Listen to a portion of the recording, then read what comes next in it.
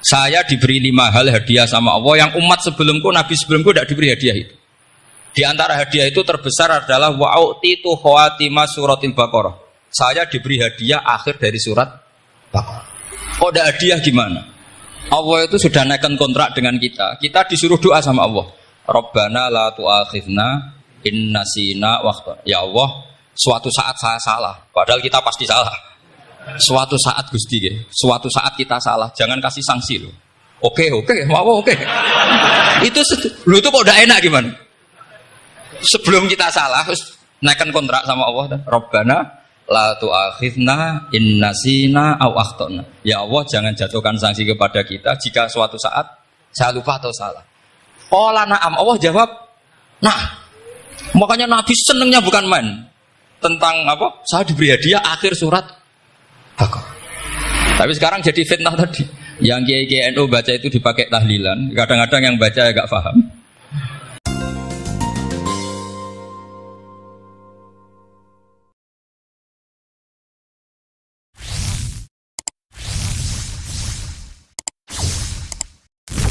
Kalau sampean salahnya orang yang dicintai, kayak Nabi Adam nasib sampean. Nabi Adam itu salah karena makan apa sajaratil khuldi. Kata cerita-cerita gitu loh. Nanti bisa diperdebatkan. Sajaratul khuldi itu nama larangan, itu nama salah sebetulnya. Nanti tanya Pak Kures, itu kan sebenarnya gini. Istilah khuldin itu bahasa setan. Hal adulluka ala sajaratul khuldi wa mulki la yabla. Jadi iblis itu goda Adam, kamu ingin mangan pohon keabadian. Jadi kalau kita mengistilahkan sajaratul khuldi, berarti mengesahkan istilah yang dipilih setan. Jadi masalah. Makanya saya enggak pokoknya anut-anut umum wong muni sajaratul khuldi ya ikut Sajaratul khuldi, tapi ini sebetulnya bahasa yang dipakai setan. Singkat cerita Nabi Adam itu akhirnya makan tapi tidak banyak. Makanya sebagian aja diredaksikan dzaqo itu ngicipi. Makanya ada akala, berarti dzauk juga disebut aklu, tapi aklu yang sedikit disebut dzauk atau dzaqo. Nah, ketika makan itu Allah duko, tapi duko be orang yang dicintai. Diwarai, cung Adam, kowe tak warai donga supaya tak sepuro. Jadi kaya anak ape minggat wong disayang, disangoni minggat lah tak sangon. Makanya waj'al sayyiati man ahbabta. Disangoni fatalaqa Adam min rabbihi kalimatin fataba alaih. Makanya saya kalau baca ayat itu cek enak dadi sangoni. Maca iki cung yo kok ben dadi minggat digani HP mbek dhuwit engko nek wis kepen mulai ya semulai. Makanya itu jadi Quran itu luar biasa. Akhirnya Nabi Adam yang benar diusir, tapi sudah bawa bekal diwarai oleh pangeran. Nah ternyata apa? Maksiatu Adam itu maksiatu mu'azzimin. Maksiatnya orang yang sangat menghormati Allah. Jadi kalau kamu ingin jadi wali itu pertama harus kamu berstatus al-mu'azzim, al-musabbih. Ternyata kata kuncinya gini, kata tafsir Ibnu Katsir ini. Waqo sama huma inni lakuma laminan nasih. Saya ini kan muridnya Mbah Maimun, muridnya bapak saya. Kan gak kebayang orang pakai namanya Allah kemudian dusta. Jadi Nabi Adam dirayu setan kayak apa itu gak pernah tertarik. Gak pernah tertarik. Tapi akhirnya setan bilang, wallahi demi Allah, bahwa saya menyuruh kamu makan buah khut itu laminan nasihin. Wallahi, pakai kata wallahi. Terus Allah ya sudah merevisi larangan itu. Sekarang sudah bilang boleh katanya.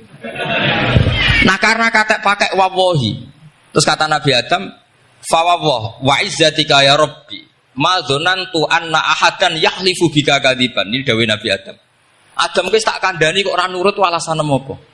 Terus Adam atau pangeran wa izzatika, demi kehormatanmu ya Allah, fawawahi ma adzunnu anna ahadan yahlifu bika kadziban. Saya tidak pernah ngira ada hambamu, ada makhluk kemudian mencatut nama engkau kemudian dia dusta. Kenapa saya sebut-sebut nanti tadi asmane Mbah Mun? Andaikan saya punya teman biasa bodoni saya, biasa bodoni saya, nipu saya, terus bilang gini, Gus Mbak jenengan ditimbali Mbah Mun, dan dia sumpah, kira-kira tak pikir apa enggak? Enggak, pasti saya langsung meskipun ya dibodoni. Karena saking wibawanya Mbah Mun sehingga saya tidak ngecek lagi orang ini bohong apa tidak. Nah, Nabi Adam saking wibawanya Allah di hatinya Nabi Adam, kita disebut wawahi. Allah sekarang halalkan itu, sudah tidak pikir panjang. Karena dia tidak pernah ngira ada orang mencatat nama Allah kemudian dia dusta. Seperti di dunia santri misalnya ada yang dipanggil Habib Ali, mosok disumpah sih, tenang tau ora. Oh itu mesti teman yang biasa bodoni sampean lah, mesti langsung saking takutnya kan gitu. Sampean takut istri dibilangi teman, bojomu nelpon. Wah, langsung ulang. Itu mesti tidak dikonfirmasi lagi itu. Saking takutnya itu. Nah Nabi Adam itu seperti itu. Saking takzimnya kepada Allah sehingga ketika disebut wawahi, nah itu yang kata kuncinya waqo sama huma inni lakuma laminan nasihin fadallahuma bihur. Itu kalau sampean teliti, ini kesangannya Pak Kures pakai madatul kalimah itu kelihatan. Fadallahuma itu rujuknya ke iblis. Jadi Adam di situ korban terus. Kan waqo sama huma iblis sumpah ke Adam Hawa. Fadallahuma iblis menunjukkan Adam Hawa. Jika dia dua orang ini maksiat itu semuanya korban, dia hanya sebagai objek.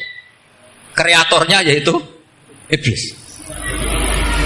Tapi Nabi Adam sampai tertipu tuh gara-gara tadi. Wa izzatika ya Rabbi, ma adzunnu anna ahadan yahlifu bika kadziban. Ketika menyebut nama engkau, saya tidak pernah mengira ada orang menyebut nama engkau kemudian dia dusta. Saya bayangkan orang paling brengsek sekalipun teman saya kalau bilang Gus sampean dipanggil Mbah Mun, tentu tidak saya pikir lagi. Atau di pondok sini, Kang diceluk Habib Ali, ditimbali Habib Ali. Sampean konfirmasi apa enggak? Enggak kan? Apalagi ini Allah Subhanahu wa ta'ala. Jadi wong nek sebakat wali. Itu begitu. Nah, kalau jenis ini kok salah? Itu waj'al sayyiati man. Kanjeng Nabi dalam lahirnya juga pernah salah dalam lahirnya karena Nabi memberi izin orang-orang munafik gak ikut perang. Salahnya secara fikih adalah kewajiban perang zaman itu karena zaman itu memang orang-orang kafir juga merangi kita sehingga kita dibolehkan merangi. Jangan hanya cerita Nabi perang berarti perang syariat aja gitu. Nabi perang karena diperangi. Jelas ayatnya udzina lilladzina yuqatalun, diberi izin bagi yang ngalami yuqatalun diperangi baru diberi izin perang, jangan langsung bangun tidur perang, itu enggak ada ayatnya. Qatilul ladzina yuqatilunakum, merangi yang merangi kamu, wa akhrijuhum ya min haitsu akhrajukum, ngusir yang ngusir kamu. Jadi perang itu akibat bukan sebab. Akhirnya Nabi itu secara fikih itu salah. Secara fikih karena memberi izin orang munafik. Tapi Allah ketika sama Rasulullah Muhammad SAW karena kekasihnya ngendikane sudah dimulai afawwahu angka. Muhammad tenang wae wis tak sepuro. Cuma aku takok kena apa kok buka izin. Tapi itu kalimatnya afawwahu dimulai dengan kalimat yang menyenangkan, afawwahu. Jadi ibarat sampean salah sama orang tua. Wes sepeda mbok ora pamit itu serapa salah. Cuma aku tetap takok alasan apa gitu loh. Tapi bilang wis gak apa-apa, Jung. Sepeda motor mbok gawa mbok dol iku ora apa-apa. Cuma aku takok kena apa, tapi mukadimahe ora apa-apa sih. Kayak apa Allah sama nabinya. Jadi mengkonfirmasi saja dimulai dengan afawwahu an. Lima adzinta lahum. Wong karwan wong munafik gak ndek ngamal malah mbok ora perang. Itu malah ra tau khidmah agama. Jadi makanya terus orang-orang soleh kalau berdoa apa? Waj'al sayyiati man ahbab. Ya Allah, jadikan kesalahan saya adalah kesalahan yang orang yang kau cintai. Nah, yang paling dicintai Allah tentu umat Rasulullah sallallahu alaihi wasallam.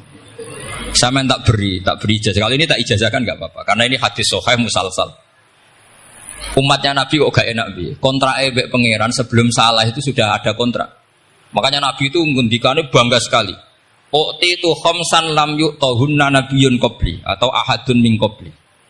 Saya diberi 5 hal hadiah sama Allah yang umat sebelumku, nabi sebelumku tidak diberi hadiah itu. Di antara hadiah itu terbesar adalah wa'u'titu khawatima suratil Baqarah. Saya diberi hadiah akhir dari surat Baqarah. Kok ada hadiah gimana? Allah itu sudah naikkan kontrak dengan kita. Kita disuruh doa sama Allah. Rabbana la tu'akhidna in nasina waqta. Ya Allah, suatu saat saya salah, padahal kita pasti salah. Suatu saat Gusti, suatu saat kita salah, jangan kasih sanksi loh. Oke, mau oke. Itu kok udah enak gimana?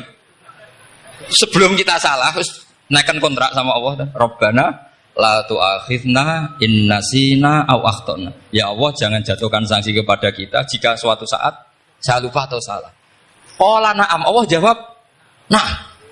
Makanya Nabi senengnya bukan main tentang apa? Saya diberi hadiah akhir surat Baqarah. Tapi sekarang jadi fitnah tadi. Yang kiai NU baca itu dipakai tahlilan. Kadang-kadang yang baca agak paham.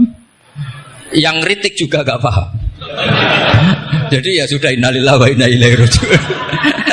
Sebetulnya itu diabadikan di tahlil itu karena itu surat yang luar. Tapi sebagian yang baca agak paham. Sehingga ya dingin saja orang tidak paham. Tapi kalau kita yang paham itu luar biasa. Wong belum salah. Sudah ada perjanjian. La tu'akhidna in nasina au akhtana. Sama Allah dijawab, nah, iya umat nak salah orang langsung tak siksa. Aman. Maksudnya dindain tobat aja terus salah terus. Kayak apa? Makanya beda. Nabi itu begitu bangganya dengan surat akhir surat apa? Baqarah. Terus tafsir kedua.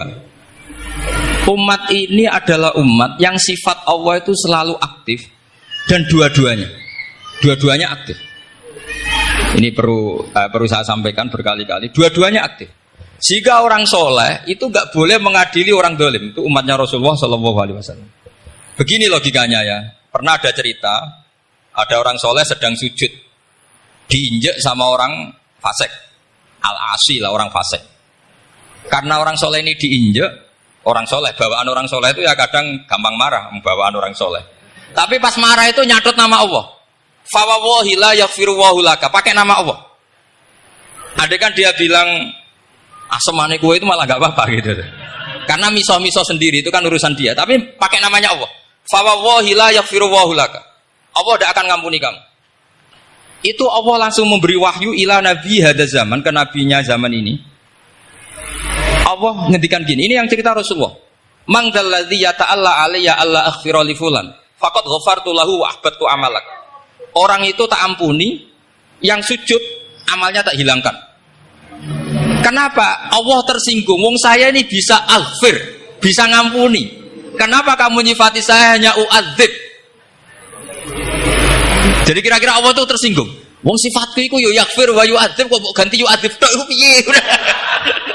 Jadi sifatku kan hilang sitok itu. Paham ya? Jadi kalau kamu melihat orang-orang maksiat, pikiran kamu Allah yu'adzibuhum itu enggak fair. Bisa saja Allah yaghfiru lahum. Tapi kamu milih situ tok, yaitu sifat yu'adzib itu enggak fair. Harusnya ya yaghfiru liman yasha wa yu'adzibu man yasha. Tapi orang soleh ini wallahu la yaghfiru wahulaka, itu Allah tersinggung. Kenapa tersinggung? Karena Allah hanya disifati yu'adzib, bukan disifati yaghfir. Padahal Allah bisa yu'adzib, bisa yaghfir. Sehingga Wahsy ketika seperti itu dia qatilu ahad bin nas ila Rasulullah, yaitu Wahsy adalah qatilu Hamzah. Ketika Nabi da'a alaihi, tidak usah diterjemah, itu sama Allah malah Wahsy dikasih tahu. Bahkan turun ayat laisa laka minal amri syai'un aw yatuba alaihim aw. Jadi kita melihat ahlul maksiat, oke kita tidak cocok dengan mereka, tapi tidak cocok tetap berharap mereka tahu. Kita tarbiyah. Karena kita tidak boleh nyifati Allah yu'adzibuhum qatan. Mungkin ora melok dadi pangeran kok muni qatan. Isa wae Allah yaghfiru lahu. Itu pelajaran bagi kita. Jadi ternyata si soleh tadi ditegur sama Allah. Kamu tidak bisa seperti itu. Mangdalladzi yata'alla alayya ta'ala itu corong Jawa sumpah serapah. Kok iso aku mbok sifati u'adzib tok wong aku iso aghfir.